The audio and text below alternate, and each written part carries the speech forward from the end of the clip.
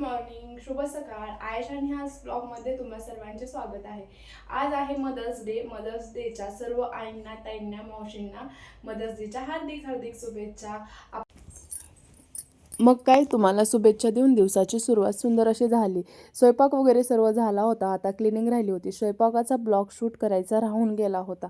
मग काय, माझ्याकडून उपमा केला होता. मग तो गॅसवर पडला. मग एक साईड गॅसची क्लीन करून घेतली सगळी स्वच्छ. आणि सगळे कपडे पुसायचे वगैरे असतात, नॅपकिन, ते सगळे मी काय केले, फोल्ड करून गॅसच्या तिथे ठेवले, म्हणजे सापडतात लगेचच. आणि पलीकडच्या साईडला हीट असते ना फ्रीजची, त्यामुळे मग तिकडच्या साईडला जाडाचा टी शर्टाचा कपडा लावून घेतला, म्हणजे ती हीट गॅसपाशी येत नाही.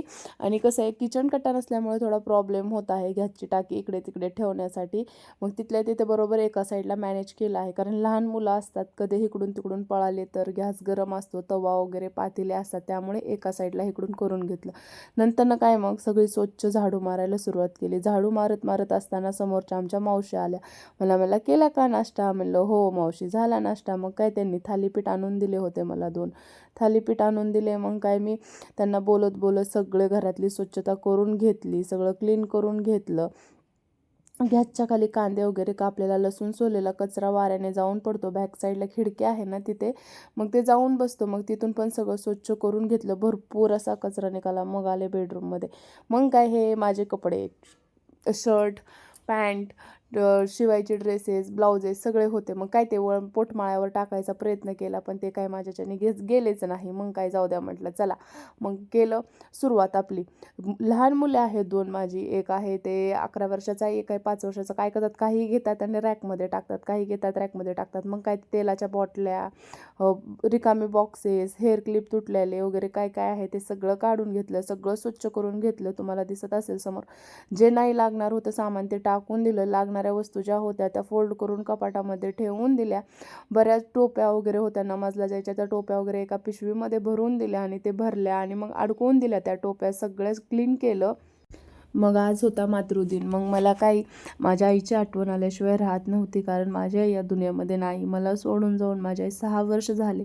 ज्या आईने आपल्याला बोटाला धरून चालायला शिकवलं, ज्या आईने आपल्याला या दुनियात कसं राहायला शिकवलं, आपल्याला प्रत्येक काम कसं करायला शिकवलं, ते आई आज आपलं सक्सेस पाहायला नसल्यानंतरनं.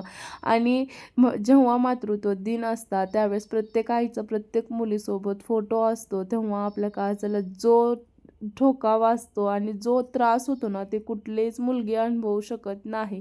कारण आईपेक्षा कोणीही श्रेष्ठ नाही. कारण आई जेवढी काळजी करते ना, देवाने त्या आईला रूपात जे देवच बनवलं आहे, जे की आई आपल्याला देवापेक्षा जास्त काळजी करते. मग त्या सर्वांचे स्टेटस बघून आपोआप मनातून डोळ्यातून पाणी येत होतं आणि आईची आठवण येत होती.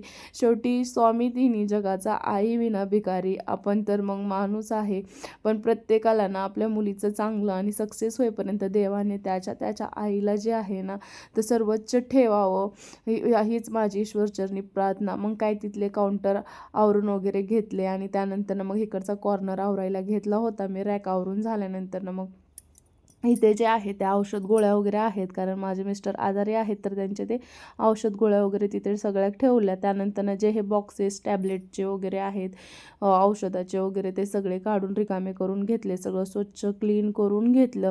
आणि त्यानंतर मी सगळा हा केर जो आहे तो बाहेर दुकानात नेला. मग दुकानातून सगळा केर गोळा करत करत करत बाहेरपर्यंत नेला, सगळं स्वच्छ क्लीन वगैरे करून घेतलं. मग काय, क्लिनिंग करत असताना आले आपले एक कस्टमर. मग काय, शूट घ्यायचं राहून गेलं. मग त्यांना क्लिनिंग करत करत त्यांना हातातलं काम सोडून मग ते कस्टमर गेले. कस्टमर गेल्यानंतर हे सगळं मी आवरून घेतलं, सगळं क्लीन करून घेतलं. कमीत कमी 1.5 ते 2 तास गेले क्लीन करायला. आणि नंतर मी एका कॅरीबॅगमध्ये सगळा केर भरून घेतला, डस्टबिनमध्ये टाकला.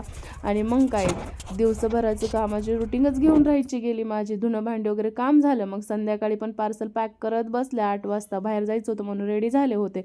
मग काय, आपली ऑनलाईनची ड्युटी काही संपत नाही. आली बुकिंग की करा पॅकिंग, आली बुकिंग की करा पॅकिंग. मग काय, तेही बरे आहे, कस्टमर चालू असतात.